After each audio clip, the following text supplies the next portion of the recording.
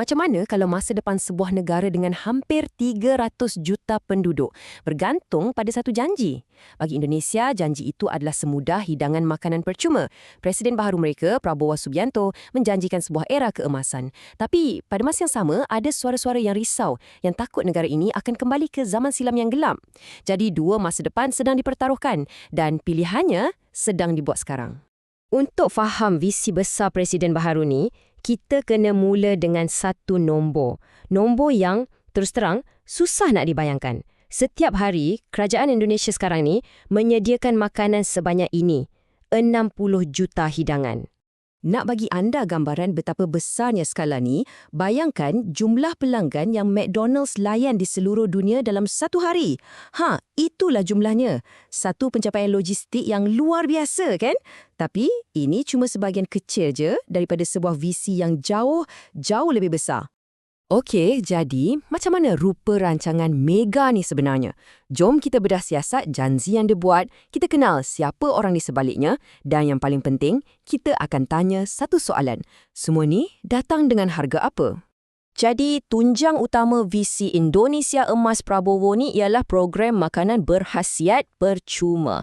Satu janji yang kedengaran di seluruh pelosok negara kepulauan ni. Matlamatnya memang besar gila nak bagi makan hampir setiap pelajar sekolah satu negara.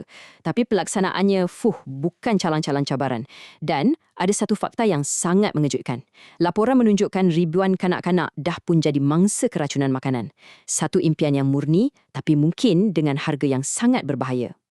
Jadi, siapa sebenarnya arkitek di sebalik semua rancangan mega ni? Presiden Prabowo, seorang tokoh yang telah melalui, boleh kita katakan, transformasi imej yang sangat-sangat luar biasa. Dan inilah yang paling menarik sekali. Dulu, beliau dikenali sebagai jeneral yang digeruni, dikaitkan pula dengan penculikan aktivis semasa zaman diktator Suharto. Sekarang, beliau dijenamakan semula dengan imej gemoy, seorang datuk yang comel dan disayangi ramai. Satu contoh penjenamaan politik yang memang menjadi. Tapi perjalanan dia ke puncak kuasa ni bukanlah senang. Pernah dipecat dari tentera, diharamkan masuk ke beberapa negara, beliau berjuang untuk kembali. Beliau bina semula karier politik, kalah pilihan raya presiden beberapa kali tapi tak pernah putus asa. Sehinggalah akhirnya beliau berjaya tawan jawatan tertinggi negara. Dan yang peliknya, walaupun dengan sejarah silam yang kontroversi macam tu, populariti beliau sekarang melambung tinggi. Lebih 70% rakyat menyokong beliau. Sebahagian besarnya sebab program-program populis macam makanan percuma dan subsidi minyak ni lah. Tapi macam yang kita semua tahu, setiap janji-janji besar macam ni mesti ada harganya, kan? Mari kita bongkar kos tersembunyi di sebalik semua projek mega ni. Apa sebenarnya yang Indonesia sedang korbankan? Mula timbul persoalan, siapa yang sebenarnya untung dari semua projek mega ni? Para pengkritik kata, ia lebih menguntungkan kroni-kroni yang rapat dengan Presiden, termasuklah geng-geng bekas jeneral tentera. Dan dekat sinilah kita nampak dilema ekonomi yang sebenar. Nak biayai program makanan yang kosnya berbilion-bilion dolar, bajet untuk sektor-sektor penting lain macam pendidikan dan kesihatan terpaksa dipotong. Kita bagi anak-anak makan hari ni, tapi macam mana dengan masa depan pendidikan dan kesihatan mereka? Selain makanan, ada satu lagi projek gergasi, tenaga. Caranya, melalui sumber yang sangat kontroversi, minyak sawit. Kerajaan dah wajibkan penggunaan biobahan api B40, campuran 40% minyak sawit dalam diesel. Dan cara mereka lakukannya, di sinilah ceritanya jadi lebih gelap. Untuk meluaskan kawalan ke atas industri sawit, tentera dihantar untuk merampas tanah-tanah ladang yang dianggap haram, menyebabkan ramai keluarga petani hilang punca pencarian. Satu perebutan sumber dengan kos kemanusiaan yang sangat tinggi. Jadi, apa kata kerajaan pasal semua ini? Well, inilah pendirian rasmi mereka. Ya, memang ada kesan buruk. Ya, kami tahu. Tapi, itulah harga yang kena bayar untuk kemajuan, satu pengorbanan yang perlu, kata mereka. Okey, kita dah tengok projeknya, kita dah tengok harganya. Sekarang, apa jadi pada mereka yang berani bersuara dan persoalkan semua ni? Adakah suara mereka didengari?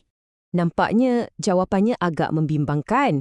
Ada undang-undang baru yang menjadikan menghina presiden satu jenayah. Ada protes yang berakhir dengan ribuan orang ditangkap. Malah seorang pelawak terkenal pun kena panggil dengan polis hanya kerana jenakanya. Dan kata-kata dari pelawak terkenal ni mungkin merumuskan segalanya. Kalau pelawak pun dah mula rasa takut untuk buat lawak, itu tandanya ada sesuatu yang tak kena dengan kebebasan bersuara di negara tu. Semua ni membawa kita kepada satu persoalan yang paling-paling besar. Adakah Indonesia sedang mengulangi sejarah silamnya yang gelap? Adakah kita sedang menyaksikan kebangkitan semula era autoritarian? Cuba kita tengok perbandingan ni, persamaan antara pemerintahan diktator Suharto, iaitu bapa mertua Prabowo sendiri, dengan apa yang berlaku sekarang, terus terang agak menakutkan. Dua-dua dari latar belakang tentera, dua-dua meluaskan peranan tentera dalam urusan awam, dan dua-dua dikritik hebat sebab menyekat kebebasan bersuara. Dan kalau itu tak cukup jelas, kerajaan ambil satu lagi langkah simbolik yang sangat berani.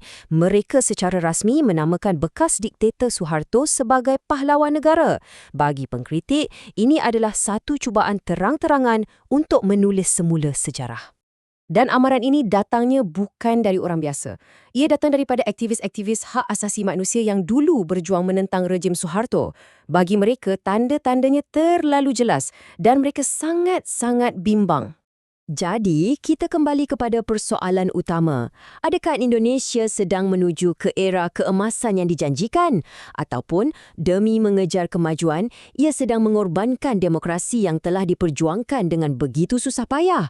Jawapannya bukan saja akan menentukan nasib ratusan juta rakyatnya, tapi juga masa depan salah satu demokrasi terbesar di dunia.